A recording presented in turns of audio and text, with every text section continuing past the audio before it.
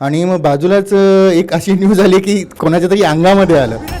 On set म्हणतं on सेटच. म्हणजे बापरे. ही एक सत्य घटनेवरती आधारित एक कथा आहे. आणि जसं आता तुम्हाला थोडंसं थ्रिल वाटतंय तसंच थ्रिल आम्हाला शूटिंगच्या वेळेस सुद्धा ते जाणवत. नेमकं काय आम्हाला नेमकं जेव्हा मी स्वतः विचार केला माझी पोरगी स्वतः हरवली आहे, तर माझे एक्सप्रेशन्स काय असतील. पहिल्या मिनिटाला तिथे बसणार, पहिल्या मिनिटापासून जर तुम्ही स्क्रीनवरती तुमची नजर असाल तर शेवटच्या मिनिटापर्यंत तुम्ही त्या स्क्रीनवरतीच रेटाळून राहणार आहे. आणि याची गॅरंटी आहे, कारण की असुरवनच्या मागे लागलेली एवढी मेहनत, प्रत्येक कलाकारांनी घेतलेला त्याचा एक विश्वास, आत्मविश्वास आणि स्वप्नस्वरूपचं स्वप्न पूर्ण झालेलं आहे. त्याच्यामध्ये पूर्ण महाराष्ट्राने या असुरवनला सपोर्ट करणं गरजेचंच आहे. असुरवन हा चित्रपट 5 डिसेंबरला तुमच्या जवळच्या चित्रपटगृहामध्ये येतो आहे.